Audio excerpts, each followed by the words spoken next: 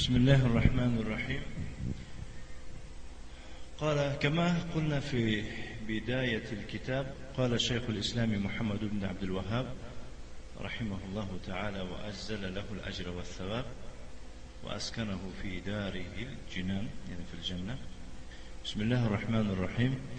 اعلم رحمك الله أنه يجب علينا تعلم 4 مسائل. الأولى العلم، وهو معرفة الله ومعرفة نبيه ومعرفة دين الإسلام بالأدلة. الثانية العمل به. الثالثة الدعوة إليه. الرابعة الصبر على الأذى فيه، والدليل قوله تعالى: والعصر إن الإنسان لفي خسر إلا الذين آمنوا وعملوا الصالحات وتواصوا بالحق وتواصوا بالصبر. نحن وقفنا عند الدليل، والدليل قوله تعالى: والعصر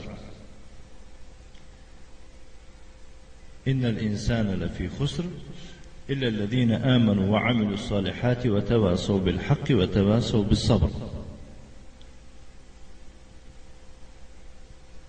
قال الشيخ صالح الفوزان حفظه الله تعالى: هذه المسائل ال4 يجب أن هنا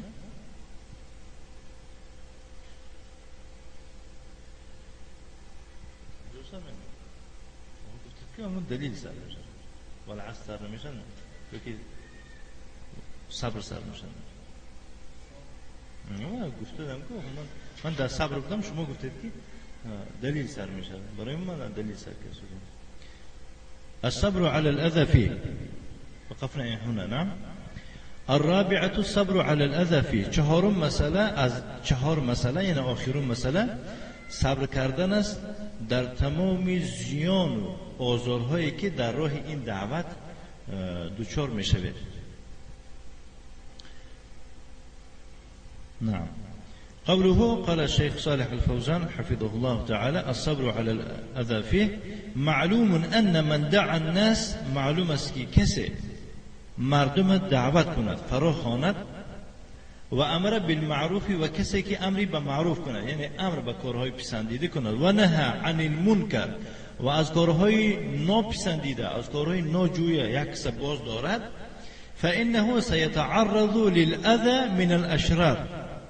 اشرار جمع شر میشه، آدمای بد، آدمهای شر. البته چنین کس دچار آزار میشه. سيتعرض للاذى، دچار چی میشه؟ آزار میشه، دچار مشکلات میشه از طرف اشرار، از طرف آدمای بد. هم خیر است؟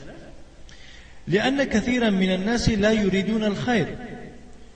شیخ میگن که زیرا بیشتر مردم خیرخواه نمی باشند، نمیخواهند خیر را، بل یریدون الشهوات، برعکس شهوت میخواهند، هر چیزی رو میخواهند که دلکش خودشان باشد.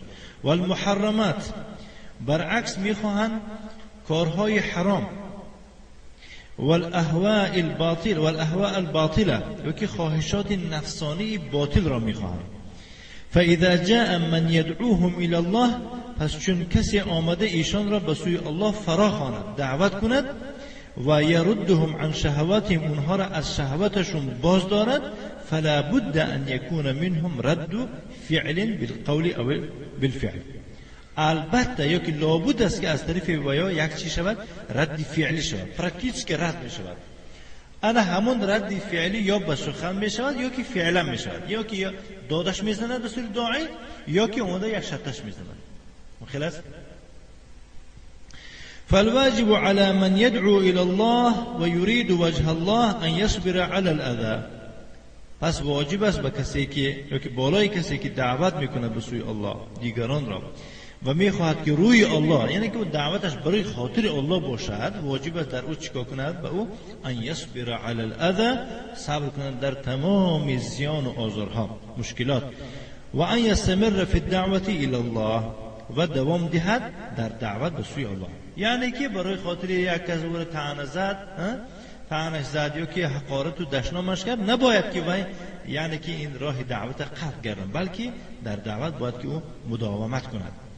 و قدوته فی ذلک رسول علیهم الصلاة والسلام، پیشوای چنین آدم در این باره یعنی در این راه دعوتی که با مشکلات به دچار می شود رسولان هستند علیهم السلام. یعنی که این یکمین کسی نیست که در روی زمین از پشت دعوتی حق کردنش کلتخ خورد یا که مثلا دشنام شنود، بلکه باید به خاطر رسوند که نوح زدن پیغمبر علیه السلام از دعوت خودش شیخ میگوید و خیرتهم و خاتمهم محمد صلی الله علیه و سلم، بهترین اون پیامبران و رسولان و خاتمه دهنده اونها محمد صلی الله علیه و سلم است که ماذا لقی من الناس، از طریق مردم چرا ملاقات شد، از مردم مثلا چی روبرو شد، و کم لقی من الاذى بالقول والفعل، چقدر این ملاقات شد از مشکلات با سخن و فعل، هم به قبل جادوگرش گفتن، کاهنش گفتن، فالچیش گفتن و ها کذا بسیار چیزش گفتن. قالوا ساحر کذاب، جادوگرش گفتن، دروغگوش گفتن، و قالوا مجنون، گفتن که این جن دارد، اعوذ بالله. و قالوا فيه من الاقوال التي ذكرها الله عز وجل في القرآن، و گفتن در شأن او محمد صلی الله علیه و سلم از سخنها چنین سخنهایی را که الله سبحانه و تعالی همین اونها را ذکر کرده است در قرآن. و تناولوه بالاذى، او را آزار و زیان رسوندند. تناولوه یعنی او را آزار دادند. قذفوه بالحجارة، او را سنگباران کردند. حتی ادموا عقبه صلی الله علیه و سلم، حتی خونشار کردند. عاقبی یعنی که پاشنه او صلی الله علیه و سلم را، عقب گفته همینجا میگه، همینجا خون ریختند. صلوات و سلام. لما دعاهم الى الله عز وجل، کدام وقتی که ایشان را به سوی الله عز وجل فراخواند، دعوت کرد. و القوا سلا جزور على ظهره، سلا گفته پرده همون بچه‌دانی که حیوان هم میشد که همون حیوان با بچه‌دان داره که مادینش در درونش مکه میگن که با زبان روسه، حتی بچه‌دانی اشتر را بالای پشت او پرتافتند، یعنی شکمبو همه چیزا. و هو ساجد عند الكعبه، و در سجده بود در نزد کعبه الله. و توعدوه بالقتل، او را وعده کشتن کردند. و حددوه، او را تهدید کردند، میزنیم میکشیم گفتند، ترسوندند.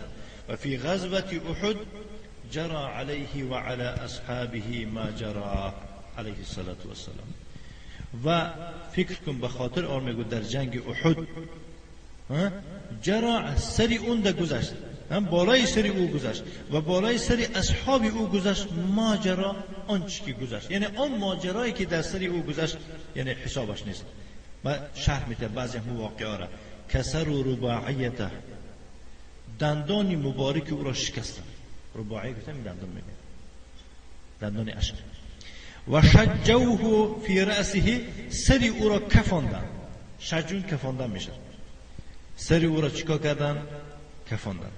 وقع فی حفرة، در چقوری افتید، او را زدن به چنان اندازه‌ای که او در چقوری افتید. فهمیدید؟ و هو نبی الله، و کی بود؟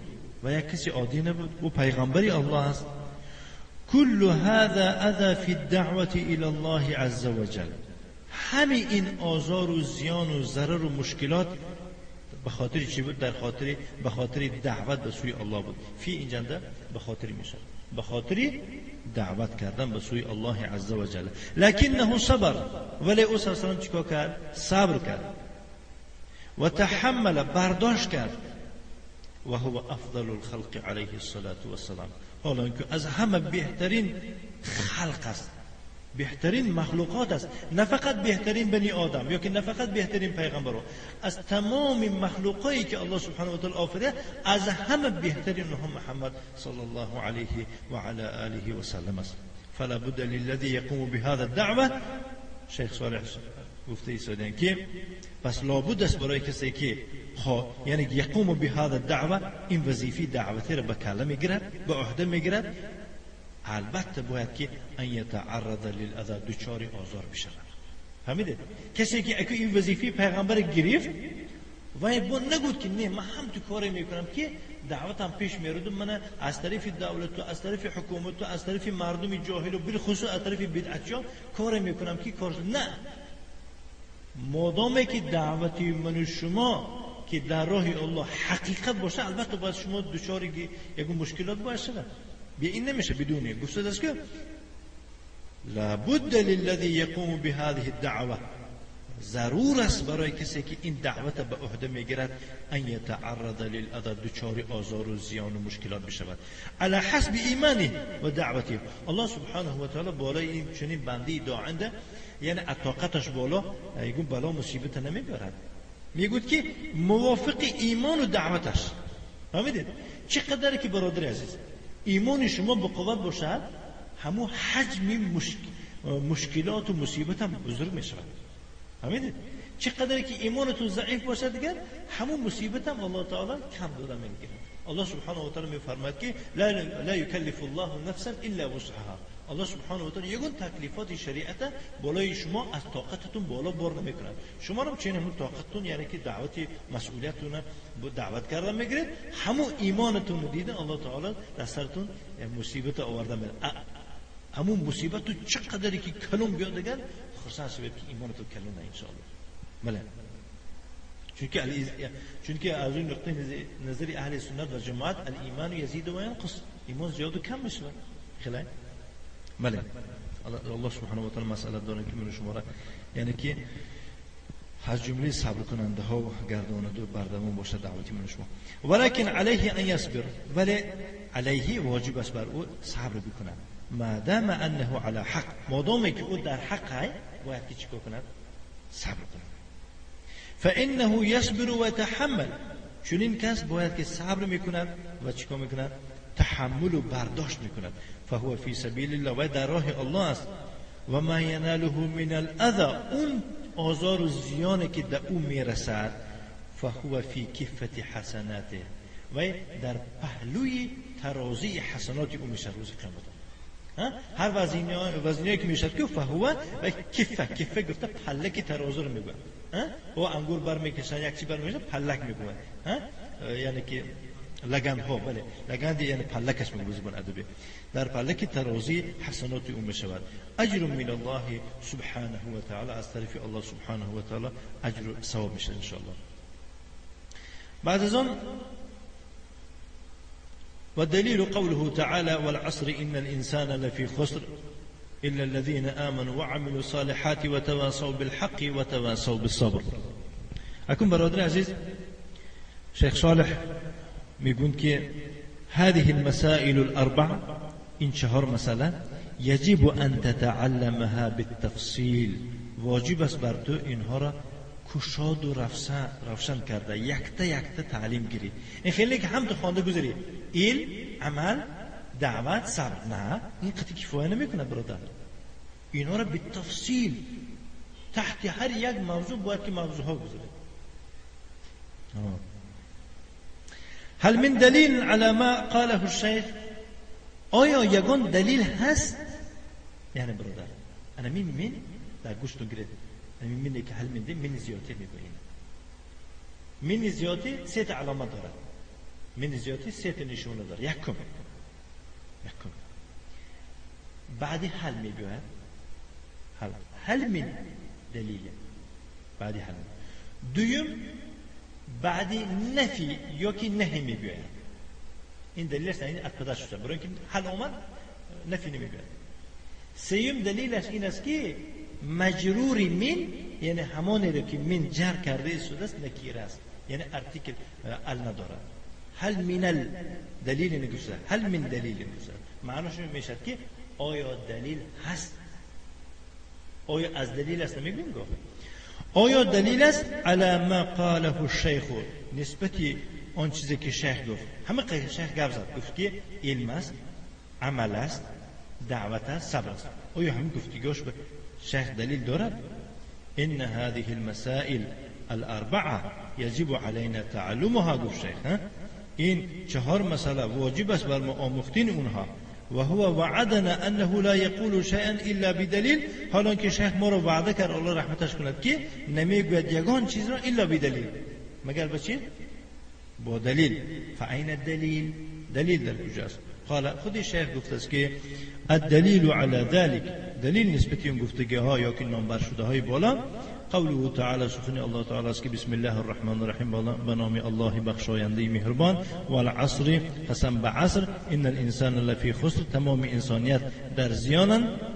الا الذين آمنوا، مگر کسانی که ایمان آوردند و عمل صالحاتی، کارهای شایسته کردند، و تواصوا بالحق، یکدیگر را به حق سفارش کردند، و تواصوا بالصبر، و یکدیگر را با صبر سفارش کردند.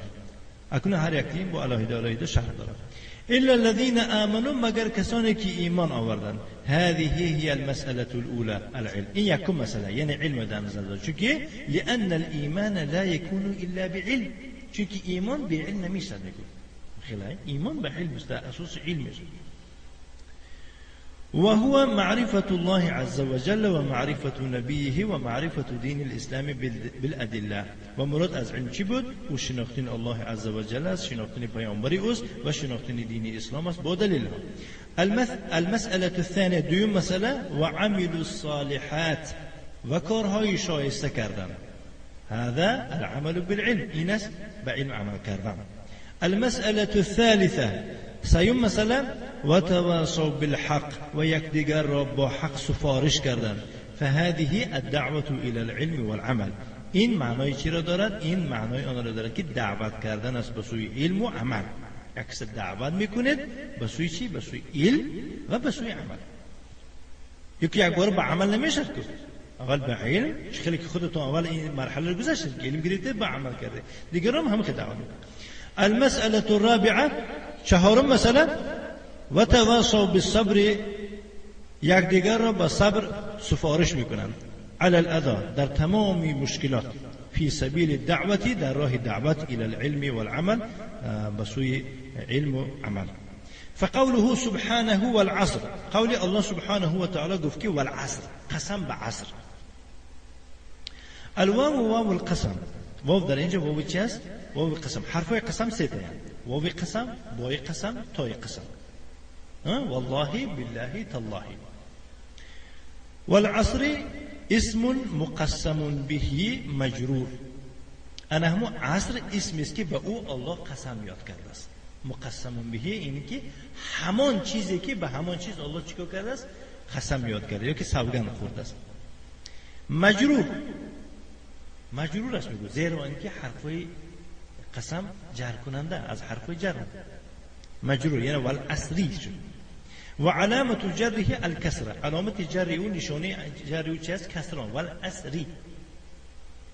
والمراد به الوقت و الزمان، مراد از عصر چیست؟ وقت و زمان را در نظر داره. یعنی الله تعالی با وقت و زمان قسم یاد میکنه.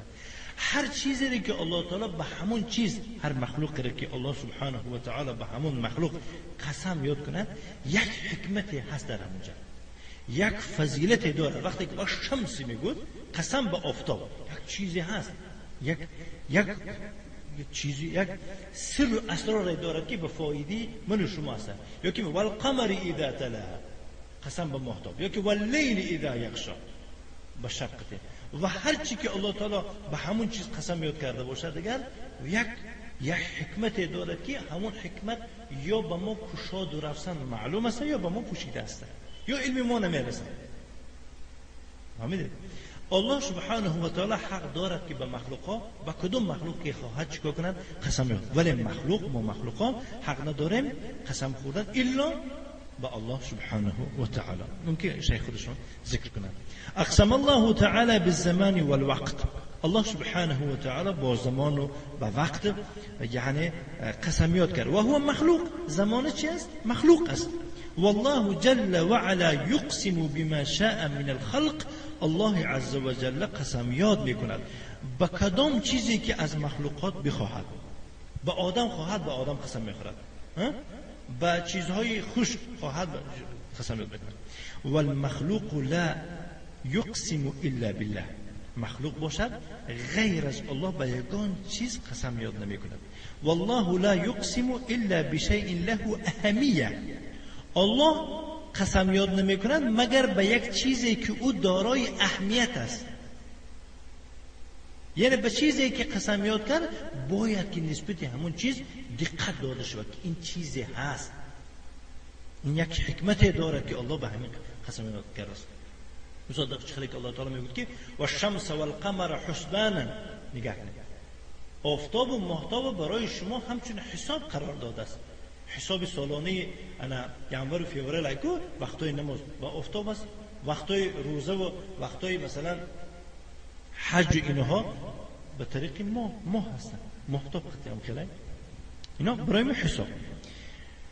بله. و فیه آیت من آیاته سبحانه، در همون چیزی که الله سبحانه و تعالی قسمیات کرده است یک نشانه است از نشانه های او سبحانه و تعالی که همون چیزها دلالت به بودن الله میکنند. فهمیدید؟ فهذا الزمان فيه عبرة وله اهمیه، این زمان هم در او چیز یک عبرت و پند است. در دنیا یک مثلا زمانه اگر یک عصر باشد 100 ساله باشد دیگر در دنیا این 100 ساله چقدر جا را الله تعالی نابود میکنه، چقدر جا را آباد میکنه. یک تومن خودتون میبینید سالی که تومن آمده چقدر خانه بوده حالا تومن سر آخر نداره. مثال دیگه چقدر جا را الله تعالی آباد میکنه، چقدر جا را میبینه که با ویران میکنه. یک حکمتی است.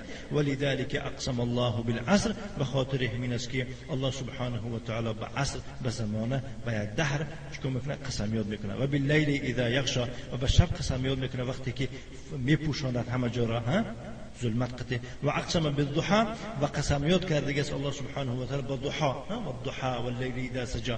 ضحى گفته وقتی چاشت میگویند، وقتی که آفتاب چیکار میکند؟ میبراید قدی یک نیزه. انا برادر عزیز، خلاصه یک عصر اندر چقدر حادثه ها میشه، چقدر انسان ها را الله تعالی خوشبخت میکند، الله من شما را از اون طایفه گردونه، چقدر انسان ها را بدبخت میکنه، الله من شما را نگه داشته باشد و تمام ذریت ما را. انا در یک دهر میبینه که چقدر عالم ها، مثلا در یک زمانه شیخ ابن باز الله رحمتش کنه وفات کردن، عالم بزرگ شیخ ابن باز. در یک زمانه شیخ البانی الله رحمتش کنه وفات کردن، شیخ عثیمین و هکذا دیگه شیخ‌های معتبر در یک لحظه الله سبحانه و تعالی هم اینو برداشت که موت این عالم ها موت عالم است. هم خیرت برادر عزیز، یعنی که مثلا قدر اینا را میدونستگی آدم میرسد. هم خیرت برادر عزیز. بله. اما المخلوق فانه لا يقسم الا بالله، اما مخلوق باشد وی قسمیات نمی کند مگر به الله. ولا يجوز لنا ان نحلف بغیر الله، برای ما جایز نیست که قسم خوریم به غیر الله. مثلا قسم به مادرم، قسم به نام نمکم، و روسی داره که تلیوس ماتر میگود که اعوذ بالله، همه اینا ممکن است. قال صلی الله علیه و علی آله و سلم من حلف بغیر الله فقد كفر او اشرك. جناب پیامبر صلی الله علیه و سلم گفتند که کسی که قسم خورد به غیر الله، به تحقیق کافر شد یا که مشرک شد. فهمیدید؟ این تحقیق کافر شد یا مشرک شد. اعوذ بالله. اخرجه ابو داود و ترمذی من حدیث ابن عمر، از حدیث عبدالله ابن عمر ابو داود و ترمذی روایت کردند. و قال در دیگر روایت گفتند که من کان حالفا، کسی که خواهد که قسم خورد، من کان حالفا، کسی که قسم خور باشد، فلیحلف بالله، قسم خورد به الله، یعنی ناچار باشد. اساسا هر دائم قسم خوردن ممکن نیست، لیکن ضرور شده ماند که قسم میخوردنی باشد به الله قسم خورد. با بیند که هیچ به الله هم قسم میخورد که میداند که به الله قسم خورد و قدر و قسم شما رو به الله باور میکنه کسی که الله رو داند. بعضی آدم است که مثلا نون نمک کورم کنه گویا تاشه که باور میکنه، گویا که الله کورم کنه که باور نمیکنه. اعوذ بالله. خیلی آدم هستن برای چه نون نمک دونه دیگه همون و همت افقام خوردن نون نمک دیگه اون طرف توحید نگذشته. نعوذ بالله. این خیر آدمه نه مثلا با نون و نمک قسم میخورد که مشرک شه. نعوذ بالله. نه با الله قسم میخورد که مثلا ما قدر الله رو میدونه، به هر حال باور تو نمیکنه. بعد چی گفتن جناب اولیاء اسمی خفش نه ساکت است. باور نکنی برادر من دیگه به تو هیچی، من مادامی که والله گفتم تو باور نکردی دیگه من گپ ندارم گفتن درکو. نه خیلی مثلا همه هر یک خلق دارم. من مثلا مردم آزرنده مثلا بودم، اما تاجرها همش والله میگن دیگه میزنن. وقتی که والله میگم بسیارش میبینه درو میگم خیلی امت همین خواب همین جهالت و ظلمت شده دیگه. مثلا هر یک قوم هر یک ملت آدمی خوب داره و بد داره. مثلا خودت میدونید که مثلا مردم یک قشاق و کم بغل ولی کم تکبرش بسیار. نعوذ بالله. اون خونسادگیش چی امید است با این بیچاره. لیکن مردم مثل بعضی خصلت‌های خوبم دارن ان شاء الله.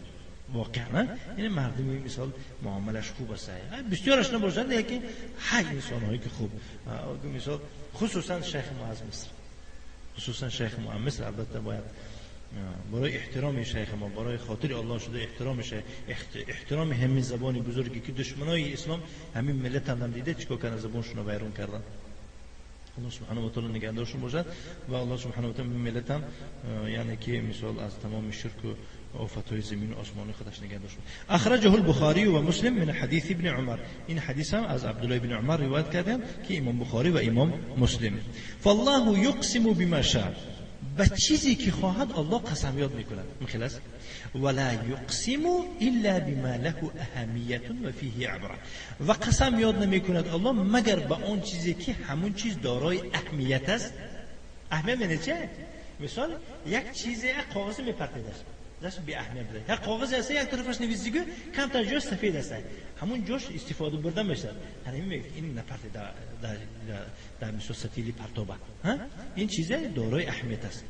یعنی هر چیزی که الله سبحانه و تعالی قسم یاد کنه به همون چیز و یک چیزی نیست که او را هم تو پرتوفته اخاطر برآورده شه، فیه و له اهمیت، یک دارای اهمیت است که باید که ما اهمیت دیم. چی بده همینجا؟ یعنی که الله به افتاب قسم یاد کرده است. گرچه خود ما نداریم، مراجعت به سلف صالح کنیم، به مفسرها و در تفسیرها چی گفتیم و فیه عبرت، در یک عبرت است. ما هی العبرت فی هذا الزمان، اکنون مادامی که در چیزی که الله قسم یاد کنه در همون چیز عبرت باشد، چی عبرت است در این زمانه؟ گفته شیخ خودشون چی میتونن سوال میکنن. عبر جمع عبرت میشود. العبر عظیمه، عبرت بزرگ است، حسابش نیست گفته است. تعاقب اللیل و النهار، مگر عبرت نیست پیش عاقب آمدن شب و روز. تعاقب گفته پیش عاقب، یعنی که همین روز تمام کی شود همون لحظه از پس او چی میبید؟ شب. همین شب که تمام شود همون لحظه از پس او چی میشد؟ بدون تأخیر روز میشه. و تقارضهما، تقارض معنی چه؟ تقارض اصلا مقراض گفته قیچر میگه. تقارض از یک تاش یک تی دیگهش بریدن گرفتن. همین 24 ساعت در حیات سر از روز بنیادی عالم تا ویران شدن این دنیا از 24 ساعت زیاد نمیشه شب روز. اما اون شب‌هایی که دراز میشد و روزهای کوتاه میشد، یا که روزی که دراز میشد و شب کوتاه میشد، چیست؟ و تغییر نمیدهد در 24 ساعت و تقارض میشود. همون روزی که دراز میشد از شب قیچ کرده میگیرد، شبی که کوتاه میشد از روز به روز داده میشود، یعنی که خودش گرفته روز رو میتید. فهمیدید؟ این تقارض میگه برادر عزیز. فهمیدید؟ تقارض یعنی که کم کردن بریده گرفتن. اول شرحش میداد. هذا یاخذ من هذا، اینش میگیرد، و هذا یاخذ من هذا و اینش از اینش میگیرد. دو گرفت. بله یطول هذا و یقصر هذا، اینش دراز میشد اینش کوتاه میشد. تعاقبهما على هذا النظام العجيب الذي لا يتخلف ولا يتغير.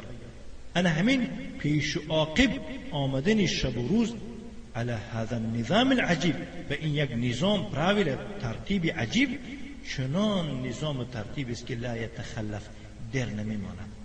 لا يتخلف، در نمیماند. این خیلی که مثلا گیریم شب تمام شده هیچ نه که روز بیاید، یا که روز تمام میشد هیچ نه که شب بیاید. نه، لا يتخلف. یگون دی اونها چی نمیشد؟ مثلا لما تخلفت عن الدرس، چی بعد درس موندی؟ این دیر موندن، اقیم موندن.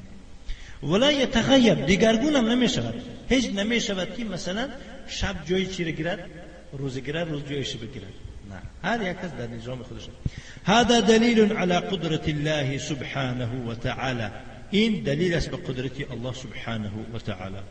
ثم ما يجري في هذا الوقت من الحوادث والكوارث، بعد از اون با اون چیزهایی که با جاری میشه در درون این وقت، اون حادثه هایی که روی میدهد، من الحوادث گفته که من بیان میکنه، یعنی اون حادثه هایی که با در درون این زمانه میشه، والکوارث و فلاکت ها. کوارث گفته فلاکت میگن، فلاکت نه آوری کردن.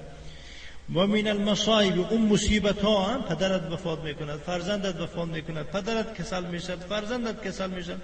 و من النعم، و چنین نعمت ها، و من الخیرات، و چنین خیراتی که در دنیا این زمانه میگذرد. ما یجری فی هذا الوقت هذا من العباد، اون چیزهایی که با جاری میشه و در درون این وقت، اینها هم از چی هست؟ از عبرت هم. پدرت میمرد مگر برای تو عبرت نمیشد؟ فرزندت میمرد مگر برای تو عبرت نمیشد؟ همه این عبرت است. مخلص برادر عزیز، حول ولا قوة الا بالله. وكذلك فإن الليل والنهار مجال للعمل الصالح. همچنین میگوید شب و روز این مجال است برای عمل صالح. فهمیدید؟ همین شب و روز جا و وقتی عمل صالح. فهمیدید؟ مگر در شب نماز تهجد نمیخونه؟ مگر در روز نماز نیست؟ طاعت عبادت نیست؟ مؤمن تمامی شب و روز تمامی نفسش عبادت است اگر نیتی خوب داشته باشد. حتی عادت میگویند که علما میگن که ذکر عادت عبادت میشود وقتی که نیتش خوب باشد. انسان مثلا گریم غسل میکنه در روزه، یک کس میپرسه برای چی؟ سلقین شدم، عادت شد. انسان غسل میکنه برای چی؟ مسجد میرم، نمیخوام که در حضور من فرشته ها باشند یا که در حضور آدم ها من بوی ناخوش کنم، برای بوی تازه شم. گفته برای خاطر الله خانه الله مهمانی میرم تازه شم. گفته یعنی نیت قطعی همون عادتش چی مبدل میشه؟ عبادت میشه. فهمیدید برادر؟ یعنی که همین خیلی علما میگن که عادت ها عبادت میشوند به سبب نیت خوب. مفهوم؟ نعم. وهو الذي الله سبحانه وتعالى میفرماید که وهو الذي جعل الليل والنهار خلفه. او ذات است که شب و روز را خلیفه قرار داد. خلیفه معنی چه؟ خلیفه یعنی این میبیاد با رفتگی زمانا و خلیفه این میشه جانشین یکدیگر آفرید شب و روز را. همین خیلی است. ای یتعاقبان. معنای خلیفه چی بوده است؟ پیش و عاقب آمدن. یعنی الله سبحانه و تعالی شب و روز را همین خیل قرار داده است، همین خیل آفریده است که اونها پیش و عاقب در حرکتند. یخلف هذا این خلیفه این میشه، یعنی یکیش خلیفه دیگرش میشه. مفهوم؟ لمن اراد ان یذکر. انا همین گفتگی ما میگوید الله سبحانه و تعالی برای کسانی هستی که میخواهد یذکر پند گیرد. یعنی برادر همین یذکر دو تا قرائت اومده دیگه. فهمیدید؟ یک قرائت هم لمن اراد ان یذکر، یک قرائت دیگه لمن اراد ان یذکر هم که ذکر کنه به خاطر بیارم، یذکر پند و عبرت گیرد. فهمیدید؟ او اراد شکورا، یا که این گفتگی ما ذکر کردیم برای کسانی که میخواهند چیکار کنند؟ سپاسگزار باشند. الحمدلله که بعد از روز الله تعالی با شب داده است که با آدم کمتر دم میگیرد، بیخوابی اینه انسان کنترلش میکنه. بله برادر عزیز، سوره فرقان. و فی بعض القراءات، انا گفت از خود الشمشه، در بعض قراءات لمن اراد ان یذکر، در بعض قراءات یذکر، در بعض قراءات یذکر. اختلاف کردن درباره ان یذکر و یذکر. حمزه و خلف و تحقیق الضال مسکنه، یعنی که همون زال ساکن دادن، زالی نه زال ساکن دارن گفتن. همین علما گفتن که یعنی حمزه و خلف اینا گفتن که به تحقیق الضال، معذرت به تخفیف الضال. تخفیف گفته زال به تشدید است و ساکن دارد.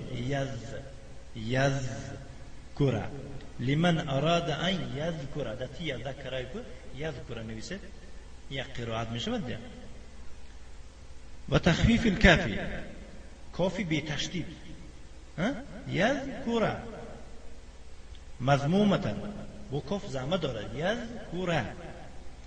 و قرأ الباقون، دیگران یعنی دیگه علمای قاری ها چیکار کردن؟ به تشدیدهما، هر دوش تشدید دادن، یعنی هم زاله هم کاف تشدید دادن و میگوید که مفتوحتین، هر دوشم فتحه دارن. یذکر انشاءالله بخیر گوش بکنید، شروع کرده بنویسید. فاللیل و النهار کسب عظیم. شب و روز این کسب بزرگ است.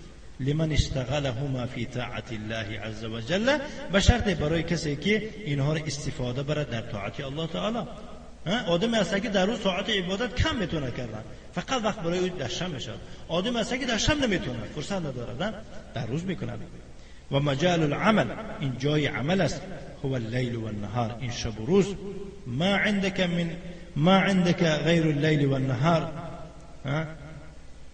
مثلا برای تو نیست غیر از شب و روز دیگه وقتی عبادت یا وقتی کاره. در شب نکنی، در روز نکنی، دیگه وقتی سیوم نیست. وقت یا در شب میابی یا در روز. هما مجال العمل والکسب الطیب للدنیا والآخره. این است، این دو هستند میگود مجال، یعنی جای عمل کردن و جای کسب و رزق روزی یافتن، برای یعنی که برای کسب پاک و حلال یافتن، برای رزق روزی دنیا یا که برای عملی آخرت. في الليل والنهار عبر وفوائد، لذلك اقسم الله بالعصر. یعنی در شب و روز عبرت ها و فایده ها است. برای خاطر همین است که الله سبحانه و تعالی به عصر چیکار کرد؟ قسم یاد کرد. دوام تیم یا دوام بسر. وصلى الله وسلم على نبينا محمد وآله وصحبه وسلم تسليما مزيدا.